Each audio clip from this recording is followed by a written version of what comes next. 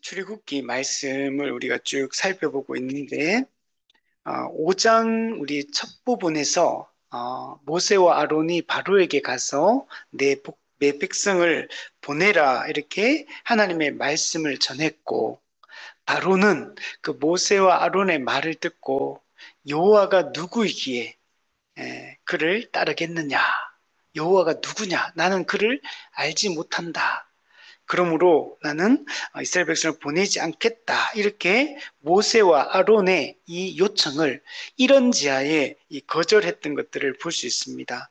그리고 나서 바로는 이 이스라엘 백성들에게 이 노동의 강도를 더 무겁게 함으로 이스라엘 백성들을 학대하기 시작했습니다. 이스라엘 백성들의 삶을 점점 더 고달프게 하고 분주하게 함으로 딴 생각을 하지 못하도록 이렇게 하나님의 구원 역사를 방해했던 것들을 볼 수 있습니다. 끈질기게 바로는 하나님의 구원 역사를 방해하는 것을 볼 수 있고, 하나님의 백성을 하나님 백성으로 하여금 하나님을 예비하고 섬기는 것을 하지 못하도록 방해하고 있는 것을 우리 볼 수가 있습니다. 너희가 게을러서 여호와께 제사를 드리자 하는도다 라고 말하면서 나는 너희들의 요청을 따라 너희들의 그 고통을 경감해 줄 그런 생각이 전혀 없다라는 이야기를 합니다. 아무리 이스라엘 백성들이 탄식하고 호소하면서 이 고통을 노동의 강도를 줄여달라고 우리의 고통을 경감시켜 달라고 이야기했지만, 바로는 경감시켜줄 생각이 전혀 없습니다. 바로는 정말 하나님의 백성의 그 고통에 대해서는, 그들도 사실은 어떻게 보면 자기 나라에서 살고 있으면 그래도 그들을 돌봐야 될 책임이 있는데 전혀 그런 마음이 없다는 것을 알 수 있어요. 그래서 이스라엘 기록원들이 그 몸에 이제 화가 미쳤다, 이제 큰일 났다, 오히려 정말 그죠, 우리 불난 것에 기름 붓는 격, 긁어 부스럼 만드는 그런 격의 행동을 했다는 걸 자신들이 이제 깨닫게 되고, 우리의 이런 요청을 그들이 바로가 조금이라도 알아줄 줄 알았거든, 사실은. 그걸 기대하면서 갔는데 전혀 그 고통을 이해하지도 못하고 경감시켜줄 그런 마음도 없다는 걸 깨닫고, 자기들에게 정말 우리가 긁어 부스럼 만들었구나, 정말 우리에게 화가 우리 몸에 미쳤구나라는 것들을 알고 엄청난 두려움에 빠지게 됩니다. 그래서 그들이 바로를 떠나 나오다가 그들을 기다리고 있던 모세와 아론을 만났을 때 그 원망이 모세와 아론을 향하는 것을 볼 수가 있습니다. 너희가 우리에게 이렇게 와서 이렇게 함으로 말미암아 바로의 눈에 우리가 미운 것이 되겠다. 우리가 미운 물건이 되어서 이제 바로가 우리를 너무나 이제 미워한다. 그리고 그들의 손에 칼을 주어 우리를 죽이게 한다. 우리가 칼을 주어 죽이게 한다. 우리가 지금 죽음의 위기 앞에 놓였다라고 이들이 생각될 정도로 정말 큰 화가 우리 앞에 닥쳤다라는 걸 깨달은 거예요. 그래서 엄청난 원망과 불평을 모세에게 쏟아내는 것을 볼 수가 있습니다. 하나님께 이스라엘 백성들의 마음에도 그런 거예요. 하나님께서 말씀하신 대로 우리가 순종했는데, 말씀에 순종했는데 왜 이런 결과가 나오느냐는 거. 하나님의 말씀대로 순종했다면 그냥 쉽게 그죠, 자연스럽게 이들이 출애굽을 하도록 하나님이 이끄셔야 되는데, 오히려 괜히 긁어 부스럼 만들어가 더 고통만 당하고 있으니까, 그죠? 우리도 살면서 이런 것들을 겪을 때가 있죠. 하나님의 뜻대로 했는데 하나님을 더 잘 섬기기 위해서 우리가 충성하고 헌신했는데 그 결과가, 그죠, 더 안 좋을 수도 있는 거예요. 그게 꼭 내가 원하는 결과가 나오지 않을 수도 있는 겁니다. 하나님이 떠나라 해서 떠나겠다고 이렇게 말했는데 오히려 바로는 우리를 더 학대하게 됐고 우리를 더 고통스럽게 하고 있다, 이런 상황이 발생했기 때문에 정말 그래서 정말 하나님에 대한 신뢰가 없으면 그냥 당장 눈앞에 현실에 언제나 우리가 발목 잡혀서 원망하기가 우리 사실 너무 쉬워요. 사실 우리는 한 치 앞도 사실 못 보는 그런 존재들입니다. 그래서 하나님이 행하시는 것들, 하나님이 이끄시는 것들, 하나님이 약속하신 것에 대한 이 신뢰를 갖지 못하고 항상 눈앞의 것, 눈앞에 이루어지는 이것만 보고 그저 멀리 내다보지 못하고 우리가 쉽게 이제 하나님께 원망하고 이렇게 할 때가 우리가 많은 것입니다. 근데 우리가 좀 있으면 알게 되지만 곧 얼마 안 있으면 애굽에 10가지 재앙이 내려져요. 그리고 이스라엘 백성들은 애굽 사람의 물품을 취하여서 나와요. 그 애굽 사람의 물품을 취하는 건 어떤 거냐면 전리품입니다. 이스라엘 백성들이 전리품을 얻어서 나온다는 얘기는 이스라엘 백성이 애국과의 이 대결에서 승리했다는 걸 얘기하는 거거든요. 지금은 바로가 승리하는 것처럼 보이고 마귀가 승리하는 것처럼 보이잖아요. 이 상황 자체는. 그러나 실질적으로는 이스라엘 백성이 승리하고 하나님이 승리하시거든요. 이게 불과 얼마 시간이 안 있어 이게 이루어지는 일이거든요. 근데 지금 당장은 화가 몸에 미쳤다 그러면서 지금 원망하고 불평하고 하나님의 구원의 약속이 도대체 어디 있느냐? 하나님은 도대체 어디 계시느냐?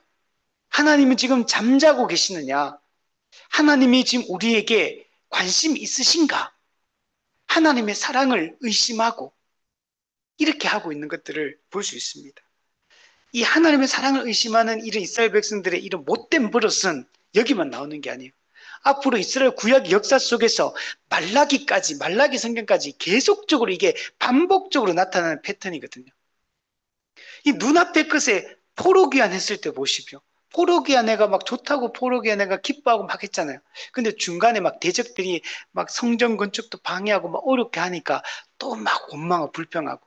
말라기 가면은 하나님이 하나님이 내가 너희를 사랑하였노라 그러니까 이스라엘 백성들 하는 말이 주께서 우리를 어떻게 사랑하셨습니까? 이렇게 하면서 하나님의 사랑을 막 의심하는 것들을 볼 수가 있거든요. 이게 이스라엘 백성들의 이 모습이에요. 이게 이스라엘 역사 속에서 계속 반복적으로 시대마다 항상 나타나는 이 장면이라는 걸 볼 수 있어요. 정말 눈앞의 걸 못 보는 거예요. 눈앞의 걸. 이제 곧 어떻게 됩니까? 좀 있다가 지금 출애굽하고 그죠? 광야 40년 동안에 하나님의 능력의 역사를 경험하잖아요. 불과 구름 기둥으로 함께하면 만나와 메추라기로 그걸 보여주시고 반석에서 물을 치시고 그 아말렉 족속이 이스라엘 약한 틈을 치고 들어오지만 아말렉 족속은 어떻게 합니까? 이스라엘 백성들이 물리칩니다. 그 이후 어떻게 됩니까? 모압과 암몬과 에돔과 이 사람들 다 어떻게 됩니까? 다 물리칩니다. 그 견고한 성 여리고성 어떻게 됩니까? 물리칩니다. 무너집니다. 결국에는 이 가나안 땅을 정복합니다. 그리고 나중에 어떻게 됩니까? 이 다윗과 솔로몬 시대에 가보면 어떻게 돼요? 그 당시에 최대 제국을 그 주변에서 가장 강력한 제국, 그 당시에는 애굽도 약해져요. 아수르도 약해져요. 바빌론도 약해져요. 오직 그 이스라엘 왕국이, 유대 왕국이 그, 그 가장 강력한 제국을 형성을 하거든요. 그래서 막 주변 서바 여왕들 막 찾아오고 온 동네 모든 왕들이 와가지고 그 위엄과 영광과 그 강함과 그 부와 그 지혜와 이런 걸 막 노래하고 찬양하잖아요. 그죠? 그래서 또 포로 당했지만 또 포로에 사는 귀환시켜서 다시 나라를 얻게 하시잖아요. 놀라운 일들이 막 일어나요. 그리고 결정적으로 어떻게 됩니까? 예수 그리스도가 오시잖아요. 예수 그리스도가 오셔서 실제로 죄와 사망의 권세에서 우리를 건지시고 마귀의 권세를 결박하시고 제압하십니다. 우리 오스카 쿨만은 그 마귀에게 치명타를 입혔다. 치명타를 입으면은 아직 죽은 건 아니지만 살아나는 것은 불가능하다. 소생 불가능을 얘기하거든요. 그 일들을 통해서 우리에게 다 이루신 것. 그래서 예수 그리스도의 십자가 사역을 성취하시고 성령을 보내셔서 사람들의 그 복음을 듣고 믿는 자마다 그를 새롭게 하시는 역사가 일어나서 지금 교회가 지금 세워졌잖아요. 그 교회가 세워져서 초대교회 때 예루살렘 교회는 박해받는 교회였어요. 막 흩어지고 막 박해받는 교회였지만 불과 얼마 가지 않아 사마리아 땅을 정복하고, 그죠? 땅 끝까지, 그 당시에 스페인까지 복음을 전파하고, 불과 200년, 200년, 250년 만에 어떻게 됩니까? 로마 제국의 국가 종교가 돼요. 국교로 공인이 되고, 그리고 물론 나중에 좀 변질이 되지만 그 이후에도 어떻습니까? 유럽 사회 전체가 여러분 기독교 국가인 겁니다. 일종의. 그렇지 않습니까? 물론 이제 변질되긴 했지만, 그러나 그 당시에 그렇게 했었고, 그리고 그 복음이 어떻게 됩니까? 거기서 그치는 게 아니라 땅 끝까지 전파돼서 지금 우리 시대에 우리까지 왔잖아요. 우리도 지금 예수 믿고 이방인이었던 우리, 언약과 상관없던 우리, 약속에 대해서 외인이었던 우리, 이스라엘 나라 밖에 있던 우리, 하나님 나라와 상관없던 우리, 마귀를 아버지라 부르며 마귀의 가르침에 순종해서 하나님의 말씀에 불순종하는 삶을 살아가던 이런 우리가 지금 예수 믿고 있는 이게 뭡니까? 하나님은, 하나님의 구원 역사는 실패함이 없다는 걸, 하나님은 약속하신 바를 신실하게 지켜서 구원을 성취하시는 분이라는 사실을 명백하게 보여주고 있는 거예요. 그런데 또 우리는 지금 오늘 이 현실 속에서 또 우리는 또 눈앞의 것에 또 우리는 또 발목이 잡히는 거예요. 또 우리도 동일하게 또 눈앞의 것을 보면서 불평하고 원망하고 불만족스러워하고 불안해하고 두려워하고 염려하고, 네, 우리 조금 뒤에 어떤 일이 일어날지 우리는 알지 못해요. 하나님이 우리 인생을, 우리 교회를 어떻게 또 앞으로 이끌어 가실지 우리는 알지 못하거든요. 하나님의 우리가 이 창조 때부터 오늘 우리의 과거까지, 우리가 살았던 2024년까지를 감상해 보세요. 하나님이 말씀하신 것들이 성취되지 않은 것이 있는가? 하나님이 약속하신 바가 이루어지지 않은 게 있는가?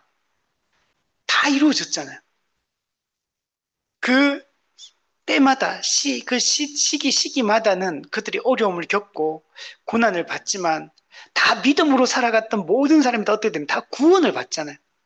다 영원한 지금 천국에 우리 앞서 죽었던 모든 신앙의 인물들은 지금 하늘에서 그리스도와 함께 있습니다, 지금. 그리스도와 함께 지금 거하고 계십니다. 거하고 있습니다. 이제 곧 또 우리는 또 우리 앞에 어떻게 될지도 성경에 다 약속돼 있잖아요. 주께서 인자가 구름을 타고 이 땅에 오실 것이다. 큰 능력과 영광과 나팔 소리와 천군 천사들과 먼저 구원받은 그 주님의 백성들과 함께 이 땅에 영광스럽게 재림하실 것이다 라고 말씀하시죠. 그리고 최후 심판을 시행하실 것이며 하나님의 나라를 완성하실 것이다. 눈물도 없고 아픈 것도 없고 곡하는 것도 없고 슬픈 것도 없고 힘든 것도 없고 외로운 것도 없고 이 모든 눈물을 닦아주시고 하나님이 우리 가운데 거처를 정하시고 장막을 치시고 우리와 영원히 함께 하시며 그 안식을 주시겠다라고 약속하고 있는 거예요. 그러니까 우리가 이 믿음의 눈을 뜨는 게 그렇게 중요한 거죠. 이 하나님의 약속의 말씀을 우리가 기억하는 거예요. 잡는 게 중요합니다. 우리 한 자매가 기도할 때 아까 전에 기억하는 게 중요하다. 주일은 우리 공예배는 기억하는 게 맞죠. 뭘 기억합니까? 우리 안식일을 기억하여 거룩히 지키라. 그러면서 출애굽기 20장과 신명기 5장에 안식일을 기억하여 거룩히 지키라고 말씀하시면서 뭘 기억해야 되는지를 말씀해 주고 있어요. 하나님이 6일 동안 천지를 창조하셨다는 걸 기억해라. 즉 하나님이 창조주시오, 모든 만물의 근원이시오, 어뜸이시오, 그분이 모든 것의 기원이시라는 사실을 기억하라고 말합니다. 그리고 그분을 예배하라는 것. 신명기 5장에서 뭐라고 말씀합니까? 우리는 죄로 말미암아 타락했다. 타락했지만 아, 하나님께서 우리를 유월절 그 어린 양의 피를 통해서 우리를 구원하셨다. 즉 하나님이 우리의 구원자라는 사실을 기억할 것을 말씀하고 있는 거예요. 안식일은 하나님이 누구인가를 기억하는 게 가장 중요한 거. 하나님은 창조주시오. 하나님은 구속주라는 사실을 기억하고 우리가 매주일마다 말씀을 들으며 우리가 성도가 한 지역교회 성도들이 한 공간에 같은 시간에 함께 모여 공적으로 예배하는 이 시간은 우리가 하나님이 누구신가를 기억하고 그리고 하나님 앞에 서 있는 내가 누구인가를 기억하고 하나님 앞에 서 있는 나는 무엇을 위해 살아야 되느냐? 나는 어떤 인생을 살아야 되느냐? 나는 무엇에 내 열정을 쏟아야 되는가? 이걸 명확하게 우리에게 알려주고 있는 겁니다. 그리고 우리가 그리스도 안에서 한 몸 된 한 교회다, 한 지체다, 한 가족이다라는 사실을 확인하라고 하는. 그래서 주일마다 우리가 한 시간에 한 공간에 같은 예배를 드리고 같은 말씀을 듣고 같은 찬송을 부르고 함께 목소리를 높여 기도하고 하는 이 시간이 우리가 하나님 앞에 누구인가, 우리가 어떤 존재인가, 무엇을 위해 살아야 되는가를 명백하게 보여주는, 기억하게 하는 이런 시간이라는 겁니다. 우리가 이 시간을 통해서 정말 우리가 그때 이것을 매주 기억하는 사람은 하나님을 잊지 않게 되는 거예요. 하나님이 누구인가를 기억하지 않으면 우리는 어떻게 사냐면 타락한 세속적 욕망을 따라, 자기 욕망을 따라 살게 돼요. 성경에 보면 자기를 위하여 살고 자기 욕망을 따라 살게 된다. 우리에게는 성령의 소욕, 성령의 욕망이 우리 가운데 있고 나의 타락한 자아가 가진 우리 자아의 욕망을 가지고 있는 거예요. 근데 타락한 죄의 본성을 따라 살 것이냐, 성령이 진리의 말씀을 통해 우리를 이끄시는 것을 따라서 우리는 살 것이냐, 우리는 늘 이 다툼 가운데 있다는 거예요. 근데 성도는 어떤 사람이냐? 옛사람을 그리스도와 함께 십자가 못 박혀 죽음으로 말미암아 성령의 소욕이 우리는 더 강한 사람이에요. 우리는 육체의 소욕과 성령의 소욕이 대등하게 갈등하는 존재가 아닙니다. 신자는 새로운 존재입니다. 거듭난 사람이요. 죄성이 남아있는 거지. 그 욕망, 죄성이 더 강한 게 아니에요. 성령의 소욕이 훨씬 강한 사람이에요. 그래서 우리는 성령의 소욕으로 우리의 육체의 욕망을 제어하고 우리는 무릎 꿇게 만들고 굴복시켜서 자기 몸을 쳐서 복종시켜서 몸의 사욕을 끊고 몸의 행실을 거룩하게 하는 이게 우리 성도들이 살아가는 삶입니다.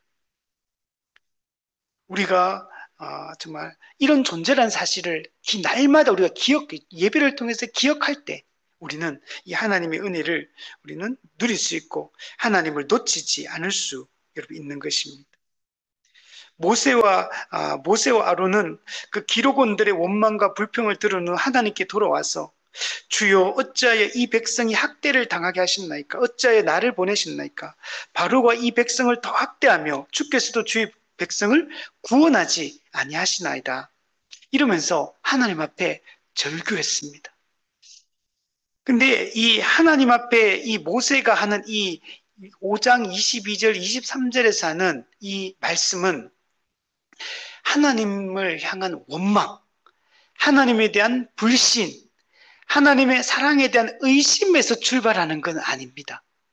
이 절규는 그 원망과 불신, 의심에서 나오는 절규가 아니라 내 힘으로는 감당할 수 없는 이 현실, 지금 이 바로가 위협하고 학대하고 이 바로의 그 치세에서 자기 백성을 구원내는 이 일을 모세 자신의 힘만으로는 감당할 수 없기 때문에 그 하나님의 도우심을 바라며 하나님께 호소하고 하나님께 탄원하고 있는 이런 내용을 여러분 담고 있는 것입니다.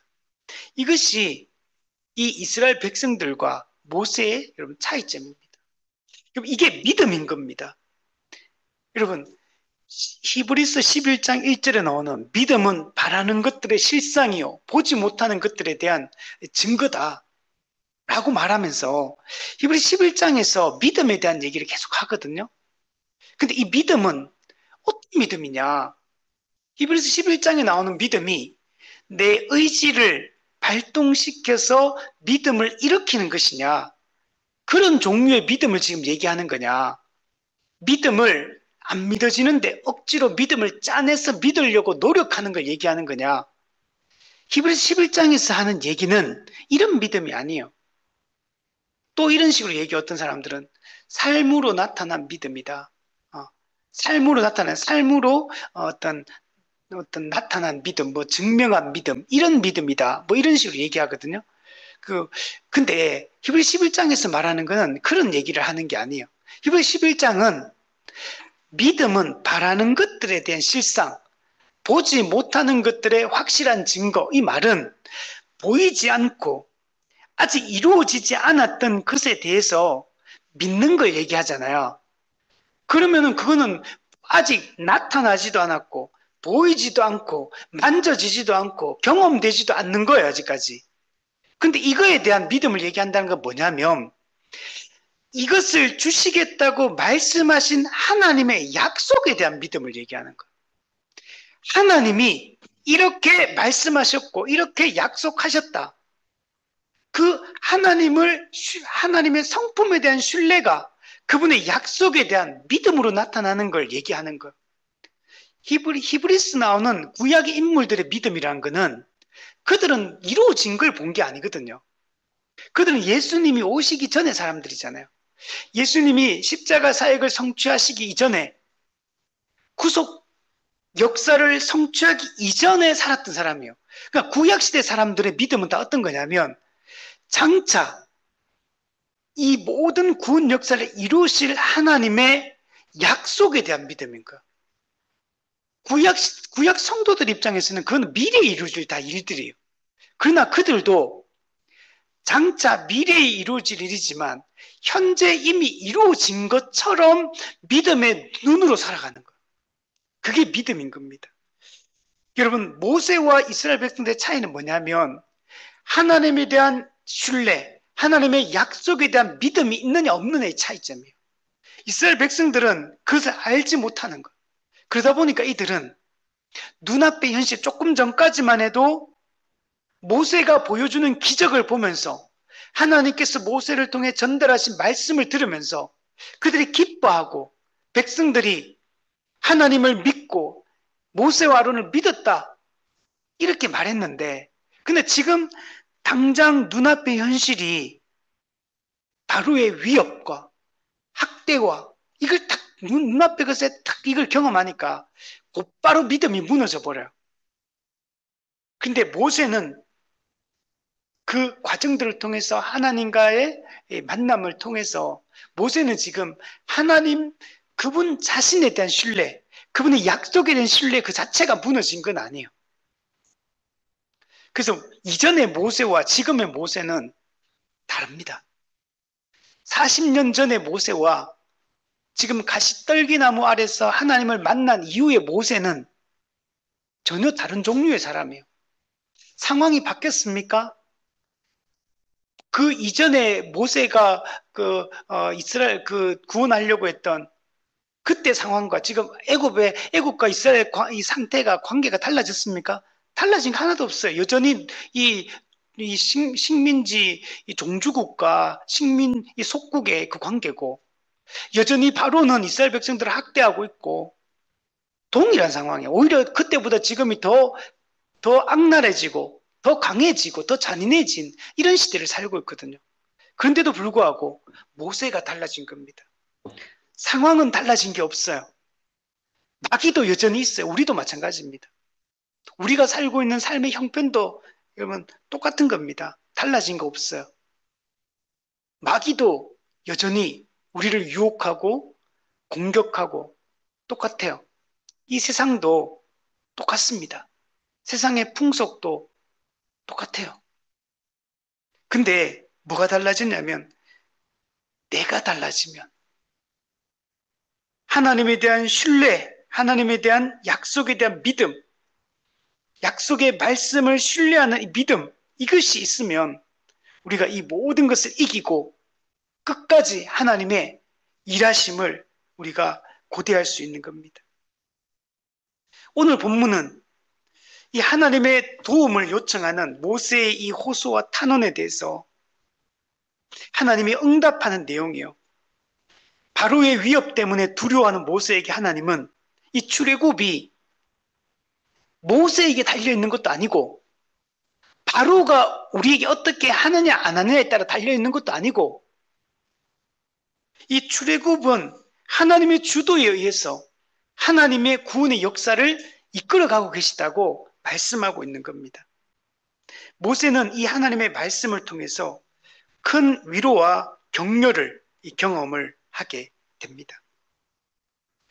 그래서 모세는 이 말씀을 통해서 또한 위로받고 격려를 받을 뿐만 아니라 자신의 사명을 확신하게 됩니다.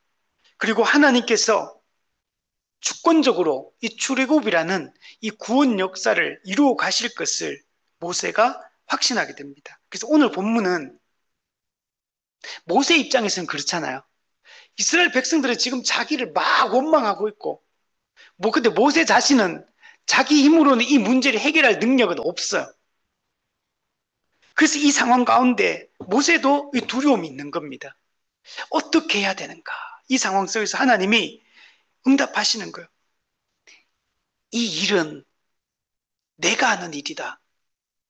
이거는 이 출애굽이라는 이 역사는 내가 주도하고 내가 이루는 일이다 라고 말씀하면서 내가 너를 세웠고 내가 여전히 너와 함께하고 있으며 내가 내 백성을 구원해 낼 것이다. 이 출애굽과 또 약속의 땅 가나안 정착이라는 이 위대한 구원의 역사는 하나님에 의해서 성취될 것임을 모세에게 분명하게 말씀해 주고 있는 내용입니다. 우리는 우리 출애굽기 말씀을 쭉 살펴보면서 하나님께서 얼마나 친절하신지 몰라요. 그죠? 이 하나님이 구약의 족장들에게 회복에 대한 약속을 하셨고 그 회복에 대한 약속을 야곱 가족의 애굽 이주라는 이 과정을 통해서 성취해 나가시는 걸 볼 수 있거든요. 그리고 애굽에 정착한 이스라엘 백성들이 그러나 나중에 요셉을 알지 못하는 새 왕이 들었으면서 큰 어려움에 봉착하게 돼요. 그러나 그때도 하나님은 창세기 15장에서 400년 동안 너희가 고통을 받겠지만 400년 후에 그들이 종으로 살던 그 나라에서 이제 벗어나게 될 거다. 아브라함에게 이미 창세기 15장에 약속했거든요. 그 실제로 이루기 위해서 뭘 준비하십니까? 모세라는 한 아기를 준비하잖아요. 그 모세를 이 아이는 평범한 아기가 아니었더라. 예, 예. 평범한 아기가 아니었더라. 이 아기는 하나님의 이스라엘 백성을 구원하기 위한 하나님이 준비한 구원자로서 예비됐고 놀라운 하나님의 기적과 섭리를 통해 보호받고 그리고 그 모든 과정 속에서도 떨기나무가 또 나타나셔서 준비하시고 모세가 끊임없이 5번에 걸쳐서 거절함에도 불구하고 하나님은 모세를 설득하시고 설득하는 그 과정을 통해서 그 과정들이 다 어떤 거였습니까? 네 입을 의지하지 말. 내가 네 입과 함께 하겠다. 내가 너에게 능력을 주겠다. 내가 너와 함께 할 것이다. 내가 이 일을 이루겠다. 이 약속을 확신을 계속 심어주는 과정이었잖아요. 그러면서 우리는 모세가 하나님의 이 놀라운 구원의 역사를 이룰 위대한 구원자로 준비되어져 가는 과정을 우리는 살펴봤어요. 근데 모세가 아직 그렇다고 해서 완전히 단단해진 상태는 아직 아닌 거예요. 모세도. 이건 이스라엘 백성들도 마찬가지겠지만 모세도 이 과정 속에서 지금도 어떻게 보면은 이것도 하나님 입장에서는 좀 그죠 탐탁지 않을 수 있는 상황이잖아요. 모세 더 담대하게 했어야 되는데 그 모세가 담대하게 이스라엘 백성들에게 이렇게 책망하면서 하나님의 약속을 의심하지 마라. 하나님이 이루신다. 이러면서 담대하게 그 지도자로서 백성들을 이끌어야 되잖아요. 근데 원망 듣고 와가지고 막 어떻게 보면은 그 막 힘들어가지고 하나님께 나와서 물론 하나님의 도움을 구하긴 하지만 그러나 어쨌든 모세도 지금 위축되고 두려움에 빠진 건 사실이거든요. 그래서 그러나 하나님 보세요. 또다시 모세의 마음을 불일 듯하게 합니다. 다시 확신을 심어줘요. 위로하고 격려하고 있는 걸 볼 수 있어요. 오늘 본문의 이 말씀을 통해서 모세가 또다시 힘을 얻어요. 우리 9절까지 쭉 보면은.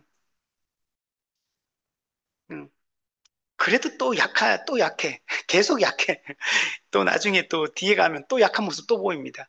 근데도 불구하고 하나님이 저는 이거 보면서 참 하나님 끈질기게 포기하지 않으시고 한 사람을 세워가기 위해서 이렇게 하시는구나. 끊임없이. 그죠? 우리는 어때? 한 세 번 해보면서, 심세판 해보고, 이 사람은 안 되겠다. 포기. 이렇게 되거잖아요. 저도 그렇거든요. 어떤 분이 그러더라고요. 목회는 끝까지 품는 거다. 이렇게 얘기하더라고요. 머리는 동의가 되는데, 이 현실에 딱 부딪히면, 이 끝까지 품는 게 진짜 안 돼. 세 번은 품겠다. 그죠? 더 이상은 이제 포기. 이렇게 되잖아요. 사람이. 근데 이제 그렇게 하면 안 된다 하더라고. 목회는 어떤 경우에도 품는 거다. 이렇게 말하더라고요. 그래서 그 말이 점점 맞는 것 같아요. 점점 시간이 갈수록, 그게 목회구나. 그게 하나님 원하시는 게 맞겠구나. 이런 생각이 들어요. 그래서 끝까지 품으려고 노력은 해야 될 것 같은데. 어쨌든 간에. 근데 사람은 또 중간에 원망하고 불평하고 힘들어하고 막 그러잖아요. 근데 하나님은 계속 이렇게 끝까지 놓지 않아요. 근데 이게 여러분 이 출애굽 이 상황이었으면 그렇습니까? 좀 있어 보세요 이제 이제 광야 시대, 가나안 정복 시대 얼마나 사고 많이 치는지 몰라. 왕정 시대, 분열 왕국 시대, 포로 시대, 포로 귀환 시대. 포로 귀환은 여러분 하나님 나라 회복에 대한 새 언약의 성취를 모형적으로 보여주는 게 포로 귀환이거든요. 포로 귀환 되게 의미가 중요해요. 예수를 통해서 새 언약이 성취될 것을 포로 귀환을 통해서 그 예시해 주고 있거든요. 근데도 떼요. 또 안 돼, 또 안 돼. 그 70년 포로기는 이들을 완전 갈고 닦는 기간이었거든요. 그 좀 이제 좀 변했는 줄 알아요. 그 돌아가지고 막 그 누구인지 모르겠는데 그 느헤미야 때 부흥 운동도 막 일으키고 학사 에스라 저 말씀으로 율법으로 돌아가고 또 막 부흥 일어나고 막 수문학 광장에서 막 회개 운동 일어나고 막 그래요. 또다시 말라기 시대 들어가가 하나님께서 성전문을 닫을 자가 있었으면 좋겠다. 이렇게 또 말하는 시대에 와요.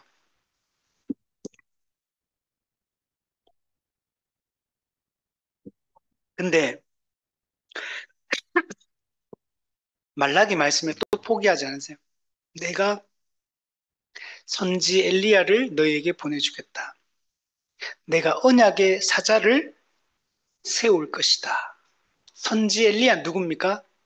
세례 요한, 메시아의 선구자. 언약의 사자는 누굽니까? 예수 그리스도.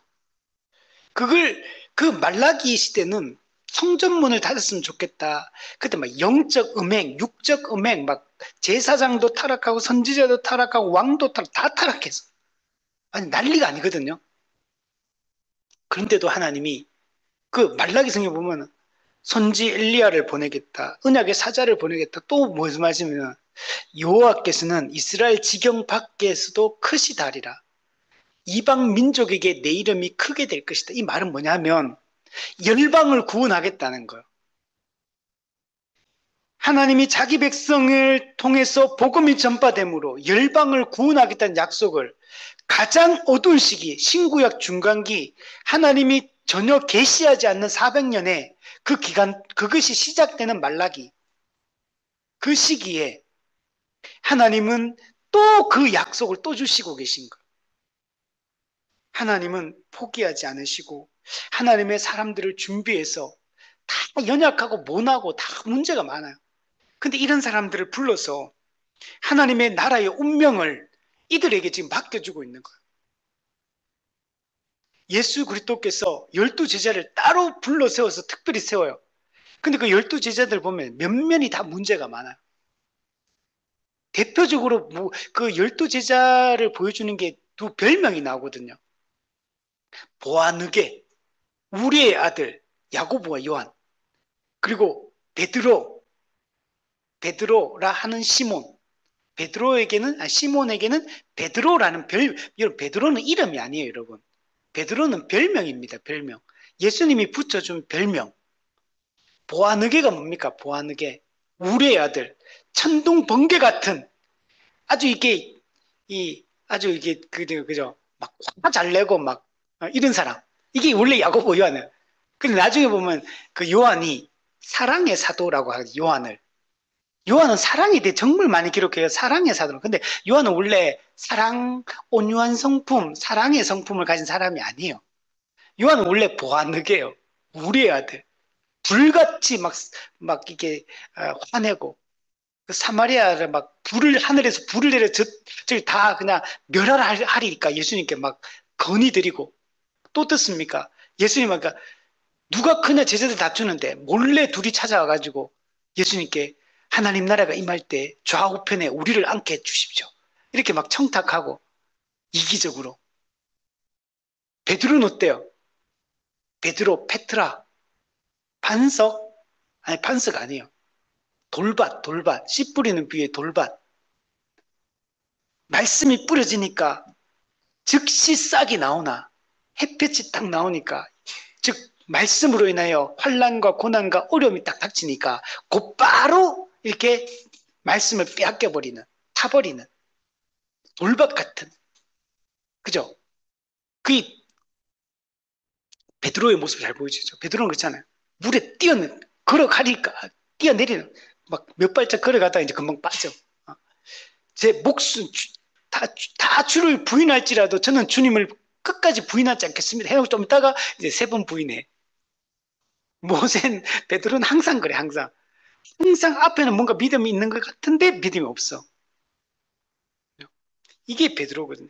근데 하나님은 이런 사람들을 포기하지 않으시고 이렇게 세워가시는 것들을 볼 수 있습니다. 여러분 하나님의 이 구원은 하나님의 역사다. 구원은 하나님의 은혜의 결과입니다. 우리의 삶이 우리가 주 안에서 안식을 누릴 수 있는 것도 은혜의 결과예요. 내가 노력한 것의 결과가 아닙니다. 하나님이 주도하시고 하나님이 역사를 이루실 것을 우리가 믿어야 됩니다. 그렇게 하려면 매번 말씀을 봐야 돼요. 설교를 들어야 돼요.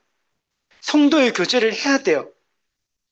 성도의 교제를 때는 서로에게 권면하고 책망하고 가르치고 하는 이 과정이 없이는 성도는 절대로 혼자 못 씁니다.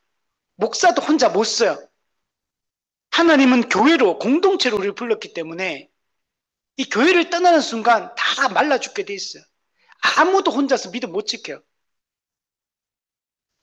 저 얼마 전에도 어떤 목사님, 목회자 얘기 듣는데 이분이 사역하다가 사역을 그만뒀더라고. 그만뒀는데 지금은 신앙생활 안 하신다 하더라고. 여러분 다 그렇게 됩니다. 안 그럴 것 같죠? 여러분 교회가 떨어지고 교회의 긴밀한 성도의 교제를 떨어지면요 믿음 못 지켜내요. 여러분 교회를 안 떠난다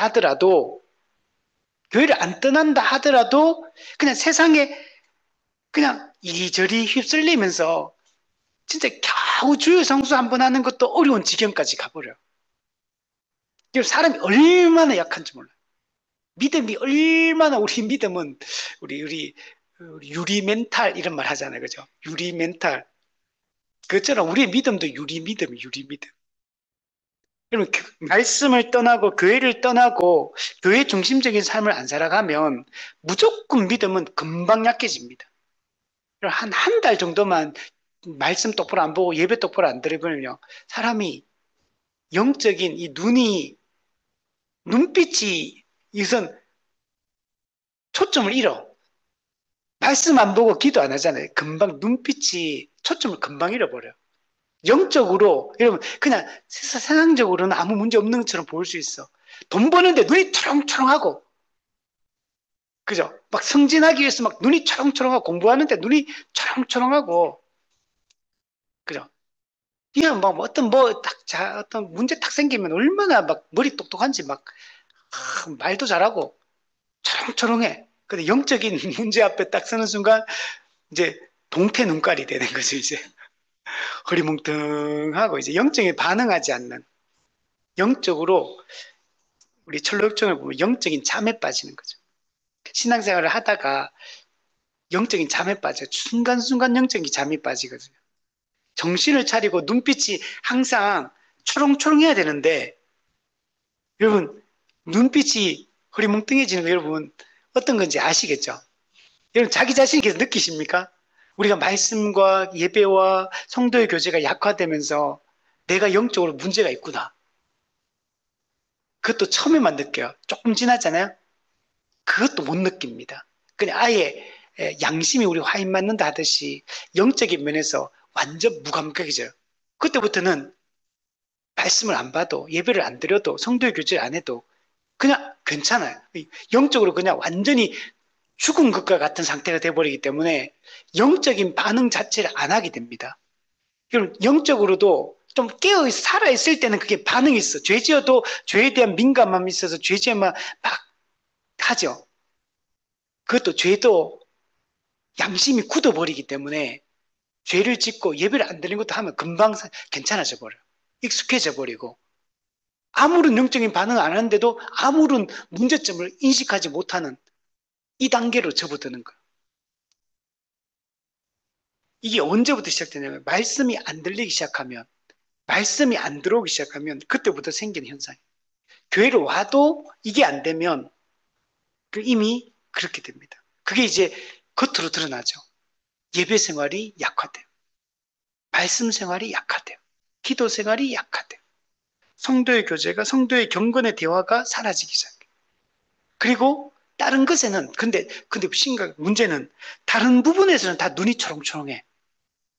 왜냐하면 다른 부분 이제 관심사는 항상 우리는 이 컵에 두 종류밖에 안 담겨요. 이렇게 복음이 가득 담길 수도 있고 복음 아닌 다른 게 가득 담길 수도 있어. 둘 중에 하나밖에 못 담겨 우리 마음도. 이게 말씀이 사라지고 은혜가 탁 이제 빠져나오는 순간 세속적인 생각들이 싹 당겨. 근데 그쪽으로는 눈이 열리기 시작해요. 돈 버는 일에 눈이 열리기 시작하고. 그냥 세상에서 세속에 이제 우리가 따라가는 것도 눈이 열리기 시작해. 이게 그런 상황으로 발전하게 되는 겁니다. 자, 시간이 벌써 이렇게 됐네. 본문을 다뤄야 되는데, 자, 빨리 한번 진행해 볼게요. 자, 그래서 오늘 본문의 핵심은 그거야. 모세를 다시 위로하고 격려해서 다시 확신을 심어주고 이 출애굽과 이 가나안 정착이라는 이 위대한 사명을 수행할 수 있도록 하나님을 신뢰하고 나아가게 하기 위해서 오늘 이 말씀을 하는 것이다. 이렇게 말할 수 있습니다. 그래서 1절에 보면 이제 내가 바로에게 하는 일을 네가 볼 것이다. 강한 손으로 말미암아 바로가 그들을 보낼 것이다. 강한 손으로 말미암아 바로가 그들을 그의 땅에서 쫓아낼 것이다. 핵심은 이거예요. 하나님이 강한 손으로 바로를 치시겠다라고 말하는 거예요. 강한 손, 하나님의 절대적이고 탁월한 능력을 의미합니다. 바로가 지금 엄청 강하고 세잖아요. 즉 이스라엘 백성들을 막 학대하고 어길 수가 없는 무소불위의 힘을 권세를 가진 이 존재처럼 느껴집니다. 근데 하나님은 더 강한 분이에요.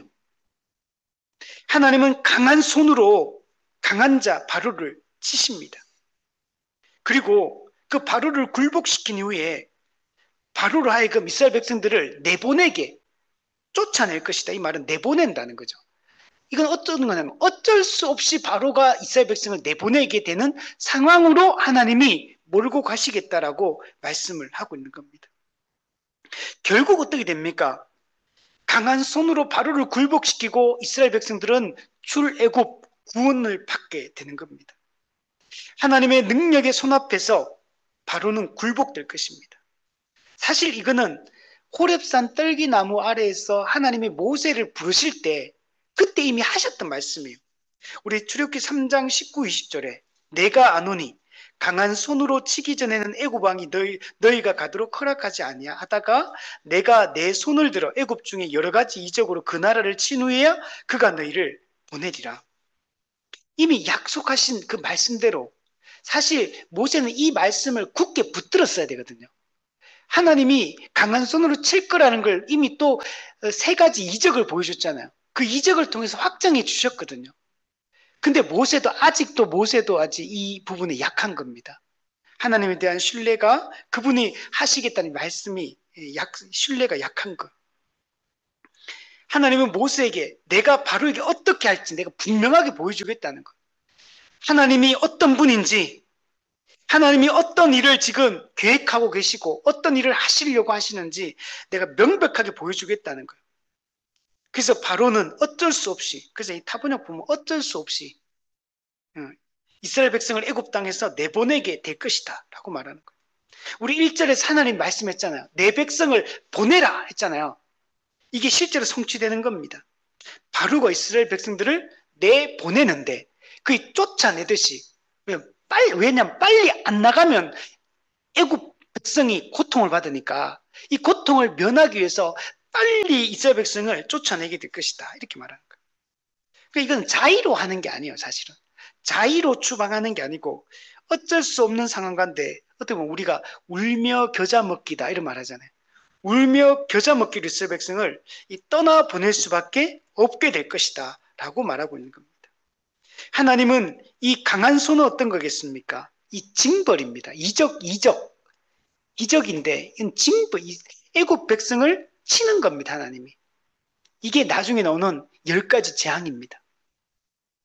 10가지 재앙은 뭡니까?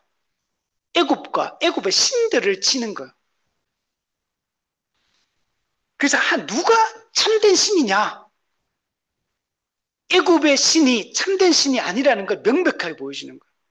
하나님이 참된 신이심을 여기서 분명하게 보여주겠다는 거예요. 그래서 출애굽기 12장에 가면 이 재밌게 표현했는데 애굽 사람들은 말하기를 우리가 다 죽은 자가 되도다 하고 그 백성을 재촉하여 그 땅에서 속히 내보내려 한다.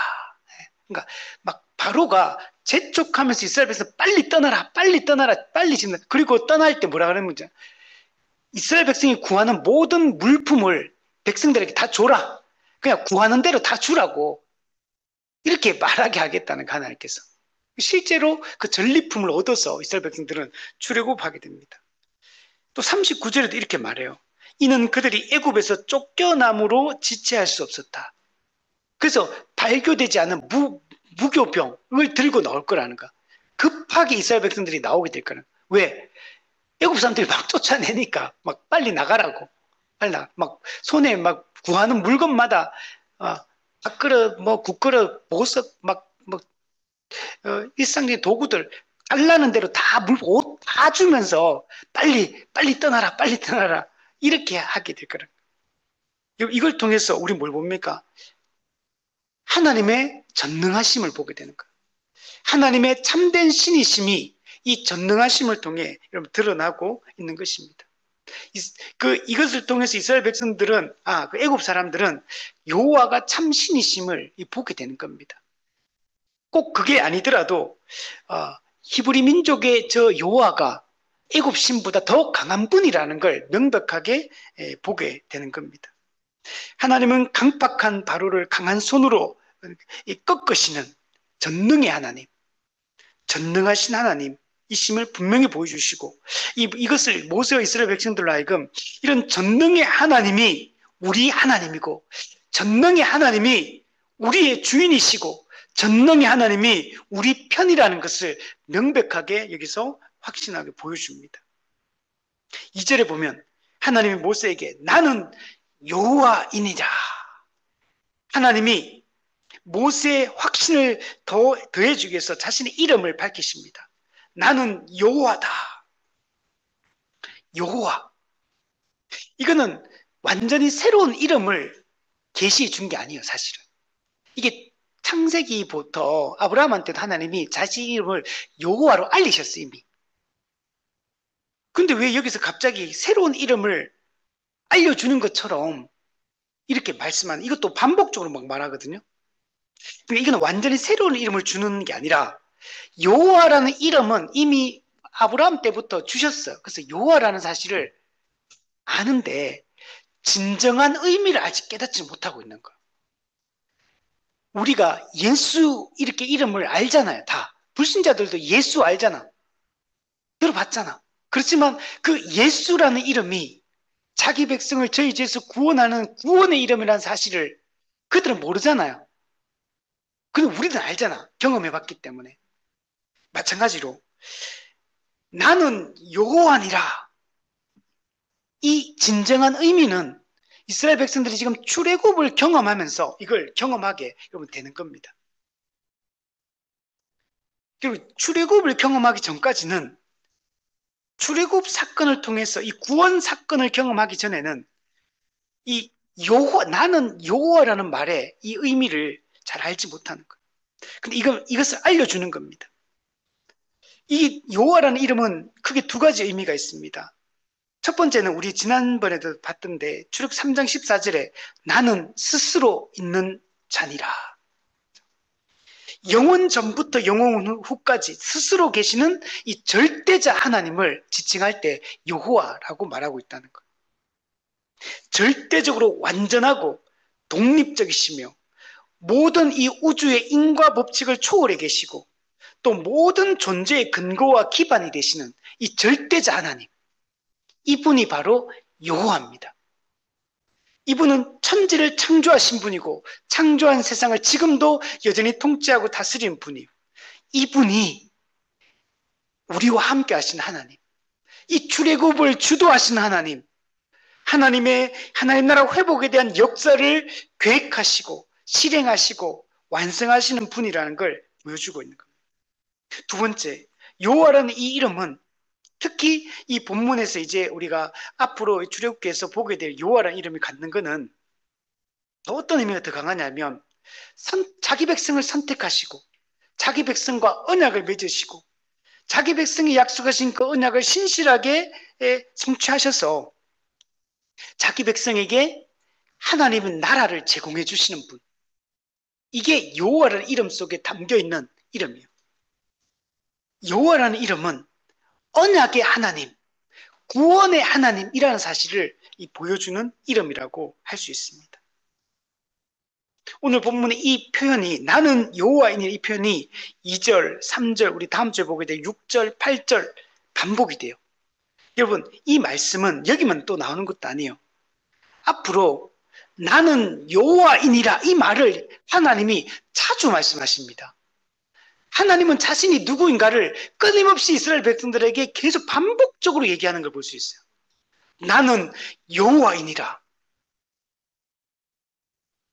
이 구원의 이름, 언약의 이름.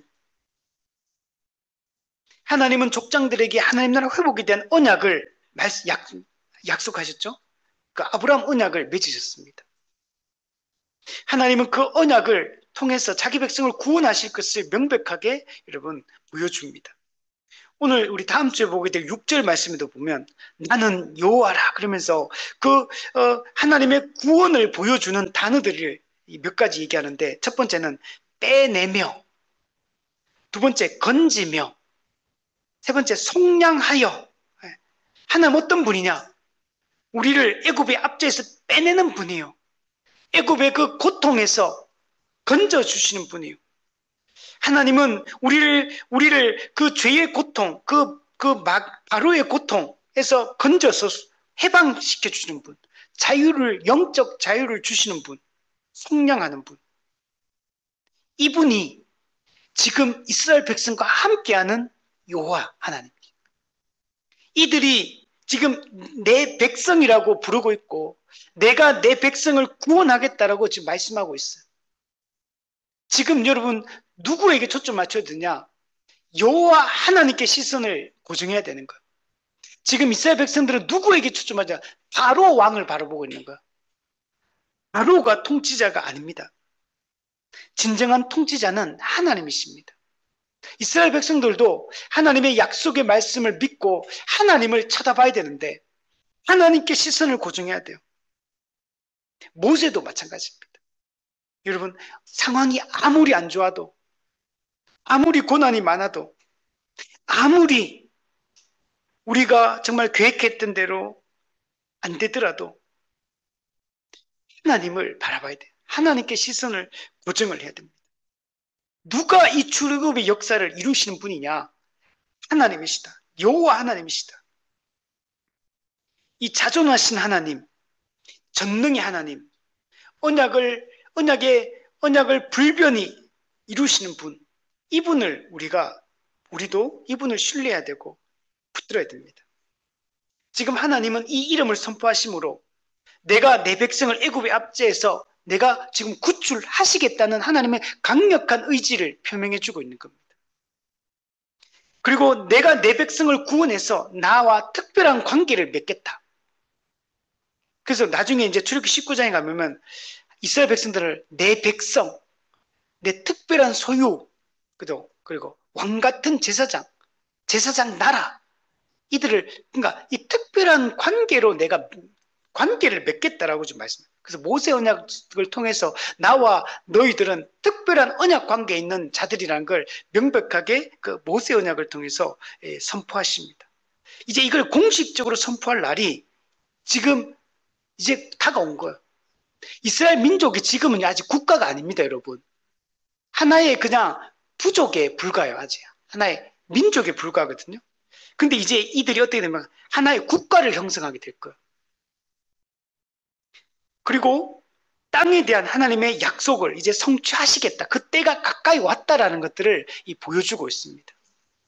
이제 민족이 형성됐잖아요, 지금. 이제 뭐가 형성돼야 됩니까? 땅에 대한 약속이 성취가 돼야 돼요. 이제 곧 이걸 다 이루시겠다는 걸 지금 나는 여호와다. 내 백성을 보내라. 내가 너희와 함께 하겠다라는 이 하나님의 이 약속의 말씀을 통해서 우리는 명백하게 하나님의 그 굳건한 의지를 보게 되는 거예요. 이제 모세와 이스라엘 백성들은 이 하나님을 믿어야 되는 겁니다. 이제는 이 하나님을 믿고 바로가 어떻게 저항하든지 어떻게 방해하든지 이제는 믿음의 발걸음을 뚜벅뚜벅 걸어 나가야 되는 거예요. 이제는 바로에게 가서 계속 말해야 되는 거예요. 그리고 이제는 나가야 되는 겁니다. 두렵죠. 나가는 게 두렵거든요. 근데 두렵지만 믿음의 발걸음을 그래서 믿음이 필요하다는 거예요. 내딛어야 되는 거예요. 우리 3절에 내가 아브라함과 이삭과 야곱에게 전능의 하나님으로 나타났으나 나의 이름을 여호와로는 그들에게 알리지 아니하였다. 여러분, 하나님은 족장들 아브라함과 이삭과 야곱에게, 이거는 아브라함 언약을 얘기하죠. 이들 언약을 맺었죠. 근데 이들에게 전능의 하나님으로는 나타났지만 하나님이 자신의 이름을 여호와로는 그들에게 알리지 않았다라고 이렇게 말하고 있는 걸 볼 수 있어요. 이게 무슨 말이냐? 분명히 앞부분에서도 여호와라고 이름을 알려줬거든요. 근데 그 족장들은 하나님을 여호와로는 아직 직접 경험하지 않은 거야, 아직까지. 그들이 경험했던 거는 아직 여호와 구원의 하나님. 이거는 이 출애굽과 유월절 이 어린 양을 통해서 이게 명백하게 드러나거든요. 그래서 이건 실제적으로 출애굽 사건, 이 구원 사건, 어린 양 피를 통한 구원 사건, 이걸 실제로 지금 이 모세 시대에 와서 경험하게 되는 거지. 아직 그 족장들은 그것에 대한 약속은 받았지만 그 약속이 아직 실제로 모형적으로 성취되는 걸 경험을 못했어. 그래서 족장들은 전능의 하나님으로 하나님이 그들에게 나타내셨지만 자신을 여호와라고 이들이 직접 경험하도록 하신 것은 아직 아니라는 거예요.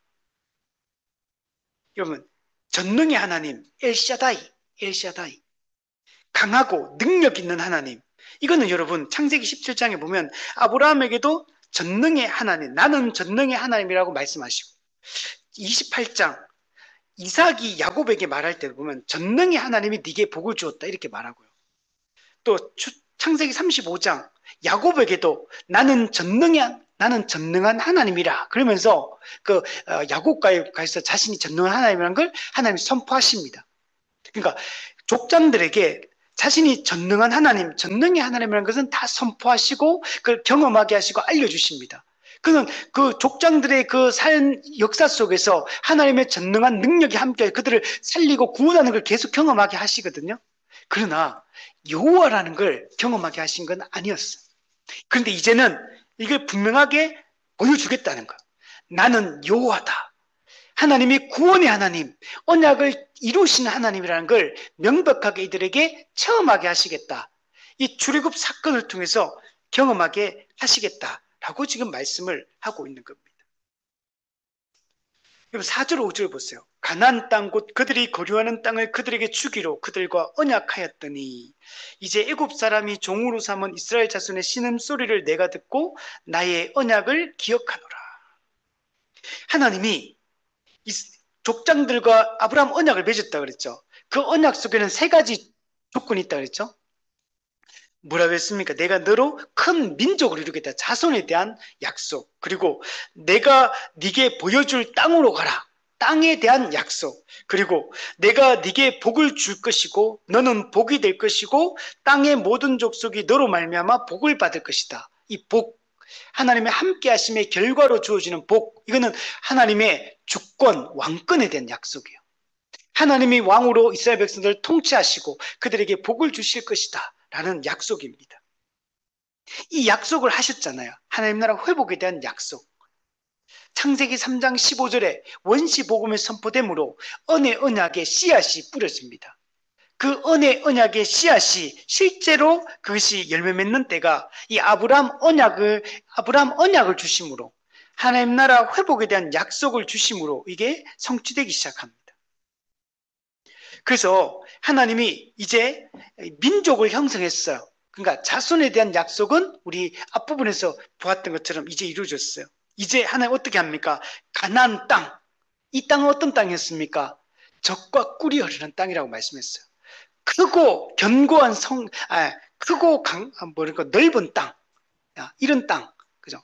견고한 땅. 이 땅으로 이스라엘 백성들을 인도에 드리겠다고 하나님이 약속했고 이것을 이제는 성취하시겠다는 거 이제. 나는 여호와라. 언약을 신실하게 내가 지키겠다. 내가 이제 이것을 실행하겠다라고 지금 말씀을 하고 있습니다. 그래서 이걸 실행하기 위해서 어떻게 됩니까? 먼저 출애굽을 해야 되는 거예요. 가나안 땅에 들어가려면 출애굽하지 않고 가나안 땅에 들어갈 수는 없잖아요. 여러분 우리가 몸이 그저 분리 손오공처럼 이렇게 분신술을 써가지고 일부는 그저 애굽 땅에 살고 일부는 가나안 땅에 살고 이렇게 살 수는 없어요. 여러분 세상에 속하든지 하나님 나라 속하든지 둘 중에 하나밖에 없어요. 교회에 속하든지 교회에 속하지 않든지 둘 중에 하나밖에 없어요. 하나님을 왕으로 믿든지 하나님 왕으로 안 믿든지 둘 중에 하나밖에 없어요. 우리가 떠나야지만 약속의 땅에 들어갈 수 있는 겁니다. 가나안 애굽 땅을 떠나야 되지만 출애굽해야지만 가나안 땅에 들어갈 수 있어요. 갈대아 우르를 떠나야지만 약속의 땅에 들어갈 수 있는 겁니다. 그래서 이 애굽 사람이 이스라엘 백성들을 여기서 종으로 그죠 부려먹었어요. 종노릇했어요. 그래서 그 이스라엘 백성이 여기서 신음했습니다. 고통했습니다. 근데 하나님은 어떻게 합니까? 내가 듣고 나의 언약을 기억하노라. 하나님은 자기 백성의 신음소리에 늘 귀를 기울이시는 분이요. 그들의 고통을 알아요. 죄 가운데 살아가는 이 죄의 고통을 하나님은 아십니다. 그리고 하나님은 창세전에 우리를 택하신 그 뜻을 성취하기 위하여 하나님은 언약을 기억하시고 우리를 구원하시는 겁니다. 우리 이거는 앞부분에서도 나왔던 말씀이잖아요. 나의 언약을 기억하사. 우리 2장, 출애굽기 2장에서 언약을 기억하사 이스라엘 백성들을 돌보셨다. 내가 그들의 신음소리를 고통소리를 듣고 그들을 돌보셨다. 이렇게 말씀했잖아요. 하나님이 이 일을 이루시는 겁니다. 여러분, 오늘 우리도 마찬가지예요. 우리도 애굽을 떠나야 돼요. 애굽을 떠나야지만 약속의 땅에서 살 수 있어요. 세상을 떠나야지만 하나님 나라 백성으로 우리도 살 수 있는 겁니다. 여전히 우리가 바알과 하나님을 겸하여 섬기면서 하나님을 믿을 수는 없는 겁니다. 하나님과 재물을 겸하여 섬기면서 하나님 앞에서 우리가 그 안식을 누릴 수는 없는 것입니다. 하나님이 약속하신 그 땅으로 가기 위해서 우리는 하나님의 약속을 신뢰하고 출애굽해야 돼요. 출애굽 어때? 믿음이 있어야지만 출애굽할 수 있어요. 믿음이 없으면 출애굽을 못해요. 믿음이 없으면 믿음의 발걸음을 내디딜 수가 없어요. 믿음이 없으면 움직이지 않습니다. 나아가지 않아요. 하나님의 약속을 신뢰하고 하나님의 성품을 신뢰하고 용기를 내서 믿음의 발걸음을 내디뎌야지만 되는 겁니다. 그리고 홍해의 물도 마찬가지죠. 홍해의 물로 들어가야 돼. 믿음의 발걸음 내딛으면 홍해의 물로 발을 딛고 들어가야 되는 거예요. 여리고성을 믿음으로 돌아야 되는 거예요. 발걸음을 내딛어야 되는 겁니다. 그래야지만 떠나는 거예요. 가나안 땅이 어떻게 정복됩니까? 그 가나안 땅 정복할 때도 보면 가서 살림이라도 개척해라. 스스로 개척해라. 하나님은 이미 땅을 그 지도 다 그려가지고 나눠라. 다 분배 다 해줍니다. 그리고 가서 너희가 가서 쳐들어가서 취하라. 그러니까 취해야 돼요. 갈렙처럼 이 산지를 내게 주소서 하고 가서 믿음의 발걸음 내딛어서 취해야 되는 거예요. 우리도 오늘도 마찬가지입니다. 우리 가만히 있는데 하나님이 그냥 알아서 다 해주시고 그냥 오토매틱 그죠? 알아서 다 해주시고 이런 게 아니에요. 믿음이라는 걸 자꾸 나는 아무것도 안 하고 가만히 있는 걸 얘기하는 하나님이 알아서 다 하네 그죠? 난 하나도 안 움직이고 그죠? 이런 걸 얘기하는 게 아니에요. 믿음은 그 하나님은 약속하시고 그 약속하신 그 말씀을 우리가 믿고 내가 액션을 취해야 되는 거예요. 살림이라도 가서 개척하라. 스스로 개척하라. 믿음을 그죠? 발걸음을 내디드라. 우리가 해야 되는 거예요. 그러면 역사가 여러분 일어나는 것입니다. 여러분 근데 이 모든 것은 하나님이 언약하셨기 때문에 다 이루어지는 일이에요. 하나님이 언약을 기억해서 일을 다 하시는 거예요. 이거는 다 이스라엘 백성이 하는 거 하나도 없어. 사실은 하나님이 다 계획하시고 약속하시고 약속을 이루시는 분도 하나님이시고 완성하시는 분도 하나님이시고 다 그런 이번에 수련회 가면 그 사도행전 말씀하거든요. 여기도 가서 보면 구원은 하나님의 은혜로 이루어진다는 걸 명백하게 보여줍니다. 교회가 세워지는 것 하나님의 은혜로 세워진다는 걸 이 본문에서 너무 잘 보여줘요. 우리의 모든 삶은 하나님의 은혜로 이루어지는 일입니다. 교회가 세워지는 것도 은혜로 이루어지는 일이고 한 성도의 개인의 삶이 세워지는 것도 하나님의 은혜로 이루어지는 일이에요. 하나님의 열심히 이 모든 일을 이루시는 겁니다. 우리를 미리 정하시고 그리고 우리를 부르시고 그죠? 우리를 의롭다 하시고 우리를 거룩하게 하시고 영화롭게 하시고 이 모든 전 과정이 구원의 전 과정은 하나님의 은혜예요. 우리 구원의 서정에 이 소명, 중생, 그죠? 그다음에 믿음과 회개, 회심, 그다음에 칭의, 양자, 성화 이 모든 것들이 다 뭐냐면 이게 구원의 서정이라는 게 뭐냐면 하나님의 구원을 여러 각도로 보여주는 방식이에요. 이게 다양한 방식으로 구원을 설명하는 게 구원의 서정이거든요. 근데 구원의 서정 전부 다 하나님의 은혜로 하나님이 주도적으로 전적으로 하나님이 이루시는 일들이에요. 전부 다가. 구원은 하나님이 이루신다. 출애굽은 하나님의 주도에 의해서 하나님의 능력에 의해서 하나님의 약속의 말씀에 따라 다 이루시는 일이에요. 그리고 하나님이 이 모든 걸 이루시기 때문에 실패함이 없어요. 우리의 구원이 실패함이 없어요. 오늘 좀 힘드십니까? 실패함이 없을 겁니다. 내일 좀 힘들 거예요. 그러나 괜찮아요. 하나님이 다 이루실 겁니다. 하나님을 우리 신뢰하고 나아갔으면 좋겠어요. 하나님은 정하신 때 자신의 구원 경륜을 실행하시고 인류 구원의 역사를 이루실 것입니다. 이것을 우리가 신뢰하고 우리 살아갔으면 좋겠습니다.